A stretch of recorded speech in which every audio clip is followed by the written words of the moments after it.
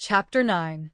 The Midnight Duel. Harry had never believed he would meet a boy he hated more than Dudley, but that was before he met Draco Malfoy. Still, first year. Gryffindors only had potions with the Slytherins, so they didn't have to put up with Malfoy much. Or at least, they didn't until they spotted a notice pinned up in the Gryffindor common room that made them all groan. Flying lessons would be starting on Thursday, and Gryffindor and Slytherin would be learning together. Typical, said Harry darkly. Just what I always wanted. To make a fool of myself on a broomstick in front of Malfoy.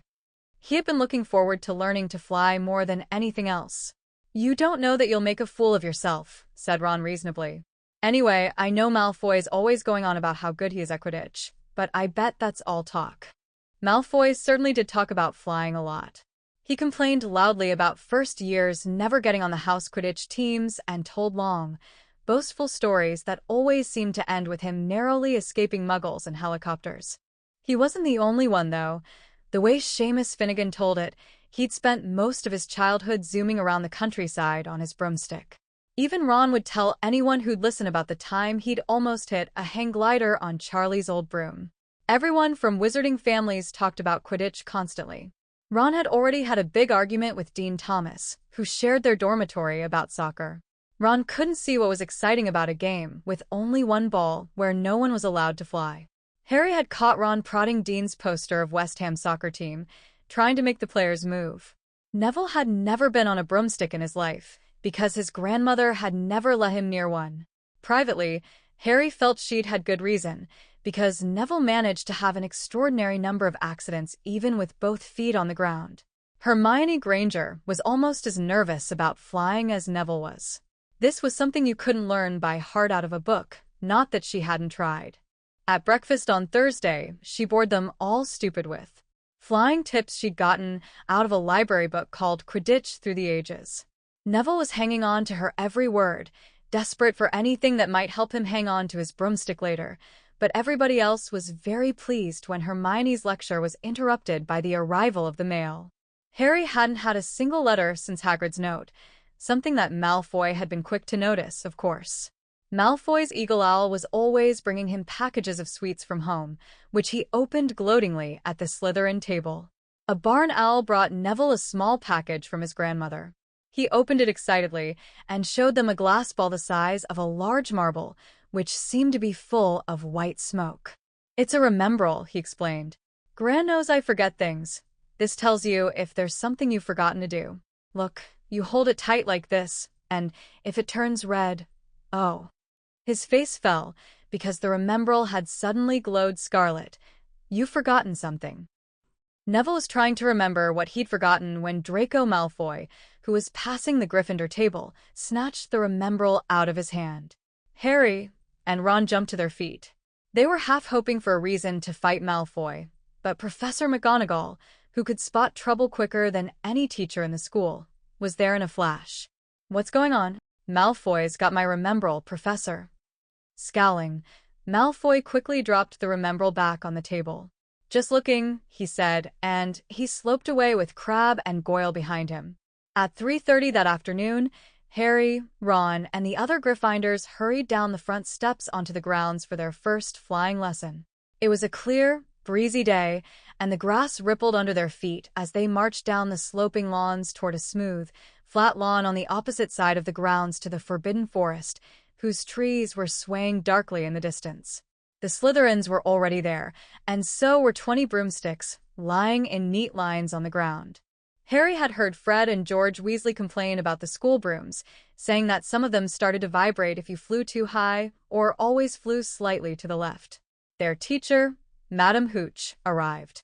She had short, gray hair and yellow eyes like a hawk. Well, what are you all waiting for? She barked. Everyone stand by a broomstick. Come on, hurry up. Harry glanced down at his broom. It was old, and some of the twigs stuck out at odd angles. Stick out your right hand over your broom, called Madame Hooch at the front, and say up. UPF, everyone shouted. Harry's broom jumped into his hand at once, but it was one of the few that did.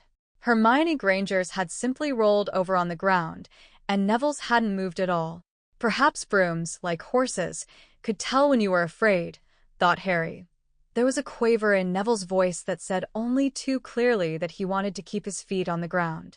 Madam Hooch then showed them how to mount their brooms without sliding off the end, and walked up and down the rows correcting their grips. Harry and Ron were delighted when she told Malfoy he'd been doing it wrong for years. "Now, when I blow my whistle, you kick off from the ground hard," said Madam Hooch. "Keep your broom steady, rise a few feet, and then come straight back down by leaning forward slightly. On my whistle, 3, 2. But Neville, nervous and jumpy and frightened of being left on the ground, pushed off hard before the whistle had touched Madam Hooch's lips. "Come back, boy," she shouted, but Neville was rising straight up, like a cork shot out of a bottle, 12 feet, 20 feet. Harry saw his scared white face look down at the ground falling away, saw him gasp, slip sideways off the broom, and wham! A thud and a nasty crack, and Neville lay face down on the grass in a heap. His broomstick was still rising higher and higher, and started to drift lazily toward the forbidden forest and out of sight. Madam Hooch was bending over Neville, her face as white as his. "Broken wrist," Harry heard her mutter. "Come on, boy. It's all right, up you get." She turned to the rest of the class. "None of you is to move while I take this boy to the hospital wing. You leave those brooms where they are, or you'll be out of Hogwarts before you can say Quidditch. Come on, dear." Neville, his face tear-streaked, clutching his wrist, hobbled off with Madam Hooch, who had her arm around him. No sooner were they out of earshot than Malfoy burst into laughter.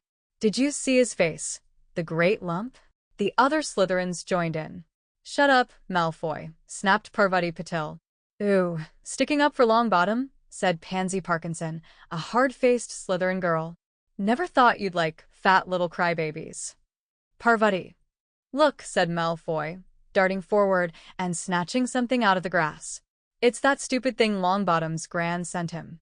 The remembrall glittered in the sun as he held it up. "Give that here, Malfoy," said Harry quietly. Everyone stopped talking to watch. Malfoy smiled nastily. "I think I'll leave it somewhere for Longbottom to find. How about up a tree?" "Give it here," Harry yelled, but Malfoy had leapt onto his broomstick and taken off. He hadn't been lying. He could fly well. Hovering level with the topmost branches of an oak, he called, "Come and get it, Potter." Harry grabbed his broom. "No," shouted Hermione Granger. "Madam Hooch told us not to move. You'll get us all into trouble." Harry ignored her. Blood was pounding in his ears. He mounted the broom and kicked hard against the ground, and up he soared. Air rushed through his hair, and his robes whipped out behind him, and in a rush of fierce joy he realized he'd found something he could do without being taught. This was easy. This was wonderful. He pulled his broomstick up a little to take it even higher, and heard screams and gasps of girls back on the ground, and an admiring whoop from Ron. He turned his broomstick sharply to face Malfoy in midair. Malfoy looked stunned. "Give it here," Harry called, "or I'll knock you off that broom." "Oh, yeah," said Malfoy, trying to sneer, but looking worried. Harry knew, somehow, what to do. He leaned forward and grasped the broom tightly in both hands, and it shot toward Malfoy like a javelin. Malfoy only just got out of the way in time. Harry made a sharp about-face and held the broom steady. A few people below were clapping. "No Crab and Goyle up here to save your neck, Malfoy," Harry called. The same thought seemed to have struck Malfoy. "Catch it if you can, then," he shouted, and he threw the glass ball high into the air and streaked back toward the ground.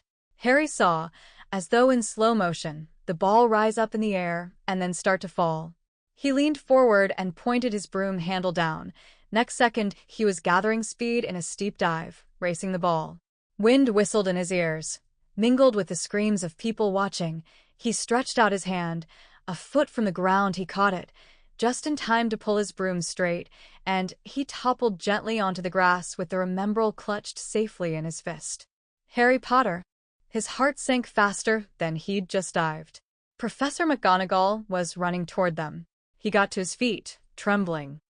Never, in all my time at Hogwarts, Professor McGonagall was almost speechless with shock, and her glasses flashed furiously. "How dare you? Might have broken your neck. It wasn't his fault, Professor." "Be quiet, Miss Patil." "But Malfoy." "That's enough, Mr. Weasley." Potter, follow me now. Harry caught sight of Malfoy, Crabbe, and Goyle's triumphant faces as he left, walking numbly in Professor McGonagall's wake as she strode toward the castle. He was going to be expelled. He just knew it. He wanted to say something to defend himself, but there seemed to be something wrong with his voice. Professor McGonagall was sweeping along without even looking at him. He had to jog to keep up. Now he'd done it. He hadn't even lasted 2 weeks. He'd be packing his bags in 10 minutes. What would the Dursleys say when he turned up on the doorstep? Up the front steps, up the marble staircase inside, and still Professor McGonagall didn't say a word to him. She wrenched open doors and marched along corridors with Harry trotting miserably behind her. Maybe she was taking him to Dumbledore. He thought of Hagrid, expelled but allowed to stay on as gamekeeper. Perhaps he could be Hagrid's assistant. His stomach twisted as he imagined it, watching Ron and the others becoming wizards, while he stumped around the grounds carrying Hagrid's bag. Professor McGonagall stopped outside a classroom. She opened the door and poked her head inside. "Excuse me, Professor Flitwick, could I borrow wood for a moment?" "Wood?" thought Harry, bewildered. Was wood a cane she was going to use on him? But wood turned out to be a person, a burly fifth-year boy who came out of Flitwick's class looking confused. "Follow me, you two," said Professor McGonagall, and they marched on up the corridor, Wood looking curiously at Harry. "In here." Professor McGonagall pointed them into a classroom that was empty except for Peeves, who was busy writing rude words on the blackboard. "Out, Peeves!" she barked. Peeves threw the chalk into a bin, which clanged loudly, and he swooped out cursing. Professor McGonagall slammed the door behind him and turned to face the two boys. "Potter, this is Oliver Wood." "Wood, I found you a seeker." Wood's expression changed from puzzlement to delight. "Are you serious, Professor?" "Absolutely," said Professor McGonagall crisply. "The boy's a natural. I've never seen anything like it. Was that your first time on a broomstick, Potter?" Harry nodded silently. He didn't have a clue what was going on, but he didn't seem to be being expelled, and some of the feelings started coming back to his legs. "He caught that thing in his hand after a 50-foot dive," Professor McGonagall told Wood. "Didn't even scratch himself. Charlie Weasley couldn't have done it." Wood was now looking as though all his dreams had come true at once. "Ever seen a game of Quidditch, Potter?" he asked excitedly. Wood's captain of the Gryffindor team, Professor McGonagall explained. "He's just the build for a seeker, too," said Wood, now walking around Harry and staring at him. "Light, speedy, we'll have to get him a decent broom. Professor, a Nimbus 2000 or a clean sweep 7, I'd say. I shall speak to Professor Dumbledore and see if we can't bend the first-year rule. Heaven knows, we need a better team than last year. Flattened in that last match by Slytherin, I couldn't look Severus Snape in the face for weeks." Professor McGonagall peered sternly over her glasses at Harry. "I want to hear you're training hard, Potter, or I may change my mind about punishing you." Then she suddenly smiled. "Your father would have been proud," she said. "He was an excellent Quidditch player himself." "You're joking." It was dinner time. Harry had just finished telling Ron what had happened when he'd left the grounds with Professor McGonagall. Ron had a piece of steak and kidney pie halfway to his mouth, but he'd forgotten all about it. "Seeker," he said. "But first years never. You must be the youngest house player in about a century," said Harry, shoveling pie into his mouth. He felt particularly hungry after the excitement of the afternoon. "Wood told me." Ron was so amazed, so impressed. He just sat and gaped at Harry. "I start training next week," said Harry. "Only don't tell anyone. Wood wants to keep it a secret." Fred and George Weasley now came into the hall, spotted Harry, and hurried over. "Well done," said George in a low voice. "Wood told us. We're on the team too, beaters." "I tell you, we're going to win that Quidditch Cup for sure this year," said Fred. "We haven't won since Charlie left, but this year's team is going to be brilliant." "You must be good, Harry." Wood was almost skipping when he told us. "Anyway, we've got to go. Lee Jordan reckons he's found a new secret passageway out of the school. Bet it's that one behind the statue of Gregory the Smarmy that we found in our first week. See you." Fred and George had hardly disappeared when someone far less welcome turned up. Malfoy, flanked by Crabbe and Goyle. Having a last meal, Potter? When are you getting the train back to the Muggles? You're a lot braver now that you're back on the ground, and you've got your little friends with you, said Harry coolly. There was of course nothing at all little about Crabbe and Goyle, but as the high table was full of teachers, neither of them could do more than crack their knuckles and scowl. "I'd take you on any time on my own," said Malfoy. "Tonight, if you want. Wizard's duel.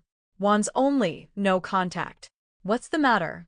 Never heard of a wizard's duel before, I suppose." "Of course he has," said Ron, wheeling around. "I'm his second, who's yours?" Malfoy looked at Crabbe and Goyle, sizing them up. "Crabbe," he said. "Midnight all right? We'll meet you in the trophy room. That's always unlocked." When Malfoy had gone, Ron and Harry looked at each other. "What is a wizard's duel?" said Harry. "And what do you mean? You're my second?" "Well, a second's there to take over if you die," said Ron casually, getting started at last on his cold pie. Catching the look on Harry's face, he added quickly, "But people only die in proper duels, you know, with real wizards. The most you and Malfoy'll be able to do is send sparks at each other. Neither of you knows enough magic to do any real damage. I bet he expected you to refuse anyway." "And what if I wave my wand and nothing happens?" "Throw it away and punch him on the nose," Ron suggested. "Excuse me." They both looked up. It was Hermione Granger. "Can a person eat in peace in this place?" said Ron. Hermione ignored him and spoke to Harry. "I couldn't help overhearing what you and Malfoy were saying." "Bet you could," Ron muttered. "And you mustn't go wandering around the school at night. Think of the points you'll lose, Gryffindor, if you're caught, and you're bound to be. It's really very selfish of you." "And it's really none of your business," said Harry. "Goodbye," said Ron. All the same, it wasn't what you'd call the perfect end to the day, Harry thought, as he lay awake much later listening to Dean and Seamus falling asleep. Ron had spent all evening giving him advice such as, "If he tries to curse you, you'd better dodge it, because I can't remember how to block them." There was a very good chance they were going to get caught by Filch or Mrs. Norris, and Harry felt he was pushing his luck, breaking another school rule today. On the other hand, Malfoy's sneering face kept looming up out of the darkness. This was his big chance to beat Malfoy face to face. He couldn't miss it. 11:30, Ron muttered at last. "We'd better go." They pulled on their bathrobes, picked up their wands, and crept across the tower room, down the spiral staircase, and into the Gryffindor common room. A few embers were still glowing in the fireplace, turning all the armchairs into hunched black shadows. They had almost reached the portrait hole when a voice spoke from the chair nearest them. "I can't believe you're going to do this, Harry." A lamp flickered on. It was Hermione Granger, wearing a pink bathrobe and a frown. "You," said Ron furiously. "Go back to bed." "I almost told your brother," Hermione snapped. "Percy, he's a prefect. He'd put a stop to this." Harry couldn't believe anyone could be so interfering. "Come on," he said to Ron. He pushed open the portrait of the fat lady and climbed through the hole. Hermione wasn't going to give up that easily. She followed Ron through the portrait hole, hissing at them like an angry goose. "Don't you care about Gryffindor? Do you only care about yourselves? I don't want Slytherin to win the House Cup, and you'll lose all the points I got from Professor McGonagall for knowing about switching spells. Go away." "All right, but I warned you. You just remember what I said when you're on the train home tomorrow, but what they were, they didn't find out." Hermione had turned to the portrait of the fat lady to get back inside and found herself facing an empty painting. The fat lady had gone on a nighttime visit, and Hermione was locked out of Gryffindor Tower. "Now what am I going to do?" she asked shrilly. "That's your problem," said Ron. "We've got to go. We three are going to be late." They hadn't even reached the end of the corridor when Hermione caught up with them. "I'm coming with you," she said. "You are not. Do you think I'm going to stand out here and wait for Filch to catch me? If he finds all three of us, I'll tell him the truth, that I was trying to stop you, and you can back me up." "You've got some nerve," said Ron loudly. "Shut up, both of you," said Harry sharply. "I heard something." It was a sort of snuffling. "Mrs. Norris?" breathed Ron, squinting through the dark. It wasn't Mrs. Norris. It was Neville. He was curled up on the floor, fast asleep, but jerked suddenly awake as they crept nearer. "Thank goodness you found me." I've been out here for hours. I couldn't remember the new password to get into bed. Keep your voice down, Neville. The password's pig snout, but it won't help you now. The fat lady's gone off somewhere. How's your arm? Said Harry. Fine, said Neville, showing them. Madame Pomfrey mended it in about a minute. Good. Well, look, Neville. We've got to be somewhere. We'll see you later. Don't leave me, said Neville, scrambling to his feet. I don't want to stay here alone. The Bloody Baron's been passed twice already. Ron looked at his watch and then glared furiously at Hermione and Neville. If either of you get us caught, I'll never rest until I've learned that curse of the bogies Quirrell told us about and used it on you. Hermione opened her mouth, perhaps to tell Ron exactly how to use the curse of the bogies, but Harry hissed at her to be quiet and beckoned them all forward.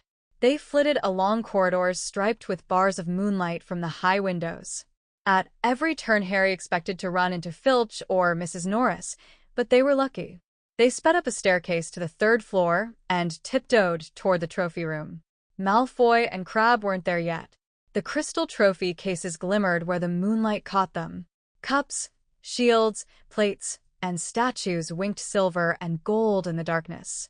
They edged along the walls, keeping their eyes on the doors at either end of the room. Harry took out his wand in case Malfoy leapt in and started at once. The minutes crept by. He's late. Maybe he's chickened out, Ron whispered.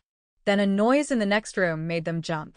Harry had only just raised his wand when they heard someone speak, and it wasn't Malfoy.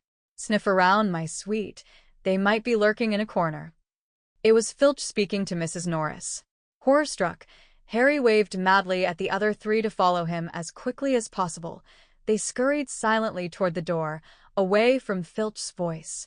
Neville's robes had barely whipped round the corner when they heard Filch enter the trophy room. They're in here somewhere, they heard him mutter. Probably hiding. This way. Harry mouthed to the others and, petrified, they began to creep down a long gallery full of suits of armor. They could hear Filch getting nearer. Neville suddenly let out a frightened squeak and broke into a run. Had tripped, grabbed Ron around the waist, and the pair of them toppled right into a suit of armor. The clanging and crashing were enough to wake the whole castle. Run! Harry yelled, and the 4 of them sprinted down the gallery, not looking back to see whether Filch was following. They swung around the doorpost and galloped down one corridor then another, Harry in the lead, without any idea where they were or where they were going. They ripped through a tapestry and found themselves in a hidden passageway, hurtled along it, and came out near their charms classroom, which they knew was miles from the trophy room. I think we've lost him, Harry panted, leaning against the cold wall and wiping his forehead. Neville was bent double, wheezing and spluttering. I told you. Hermione gasped, clutching at the stitch in her chest. I told you. We got to get back to Gryffindor Tower, said Ron, quickly as possible. Malfoy tricked you, Hermione said to Harry. You realize that, don't you? He was never going to meet you.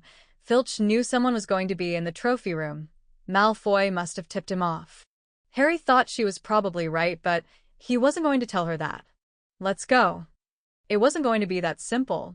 They hadn't gone more than a dozen paces when a doorknob rattled, and something came shooting out of a classroom in front of them. It was Peeves. He caught sight of them and gave a squeal of delight. Shut up, Peeves, please. You'll get us thrown out. Peeves cackled. Wandering around at midnight, ickle first ties? Tut, tut, tut. Naughty, naughty, you'll get caughty. Not if you don't give us away, Peeves, please. Should tell Filch I should, said Peeves in a saintly voice, but his eyes glittered wickedly. It's for your own good, you know. Get out of the way, snapped Ron, taking a swipe at Peeves. This was a big mistake. Students out of bed. Peeves bellowed. Students out of bed down the charms corridor, ducking under Peeves. They ran for their lives, right to the end of the corridor where they slammed into a door, and it was locked. This is it, Ron moaned, as they pushed helplessly at the door. We're done for. This is the end. They could hear footsteps, Filch running as fast as he could toward Peeves' shouts. Oh, move over, Hermione snarled. She grabbed Harry's wand, tapped the lock, and whispered, Alohomora. The lock clicked and the door swung open. They piled through it, shut it quickly, and pressed their ears against it, listening. Which way did they go, Peeves? Filch was saying. Quick, tell me. Say, please. Don't mess with me, Peeves. Now where did they go? Shan't say nothing if you don't say please, said Peeves in his annoying sing-song voice. All right, please. Nothing. Ha. HAA. Told you I wouldn't say nothing if you didn't say please. Ha ha. Hiya. And they heard the sound of Peeves whooshing away and Filch cursing in rage. He thinks this door is locked, Harry whispered. I think we'll be okay, get off, Neville. For Neville had been tugging on the sleeve of Harry's bathrobe for the last minute. What? Harry turned around and saw, quite clearly, what. For a moment, he was sure he'd walked into a nightmare. This was too much, on top of everything that had happened so far. They weren't in a room, as he had supposed. They were in a corridor. The forbidden corridor on the 3rd floor. And now they knew why it was forbidden. They were looking straight into the eyes of a monstrous dog, a dog that filled the whole space between ceiling and floor. It had 3 heads, 3 pairs of rolling, mad eyes, 3 noses, twitching and quivering in their direction, 3 drooling mouths, saliva hanging in slippery ropes from yellowish fangs. It was standing quite still, all 6 eyes staring at them, and Harry knew that the only reason they weren't already dead was that their sudden appearance had taken it by surprise, but it was quickly getting over that. There was no mistaking what those thunderous growls meant. Harry groped for the doorknob. Between Filch and death, he'd take Filch. They fell backward, Harry slammed the door shut, and they ran, they almost flew, back down the corridor. Filch must have hurried off to look for them somewhere else, because they didn't see him anywhere, but they hardly cared. All they wanted to do was put as much space as possible between them and that monster. They didn't stop running until they reached the portrait of the fat lady on the 7th floor. Where on earth have you all been? She asked, looking at their bathrobes hanging off their shoulders and their flushed, sweaty faces. Never mind that. Pig snout, panted Harry, and the portrait swung forward. They scrambled into the common room and collapsed, trembling, into armchairs. It was a while before any of them said anything. Neville, indeed, looked as if he'd never speak again. What do they think they're doing, keeping a thing like that locked up in a school? Said Ron finally. If any dog needs exercise, that one does. Hermione had got both her breath and her bad temper back again. You don't use your eyes, any of you, do you? She snapped. Didn't you see what it was standing on? The floor? Harry suggested. I wasn't looking at its feet, I was too busy with its heads. No, not the floor. It was standing on a trapdoor. It's obviously guarding something. She stood up, glaring at them. I hope you're pleased with yourselves. We could all have been killed, or worse, expelled.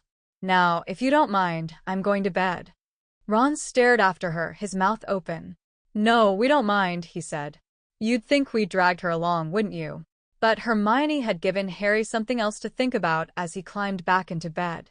The dog was guarding something. What had Hagrid said? Gringotts was the safest place in the world for something you wanted to hide, except perhaps Hogwarts. It looked as though Harry had found out where the grubby lit-tie package from Vault 713 was.